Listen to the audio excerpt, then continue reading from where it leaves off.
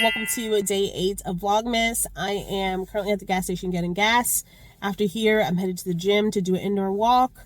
The goal is to do 2 miles, and the weekly goal is to hit 2 miles 5 days out of the week.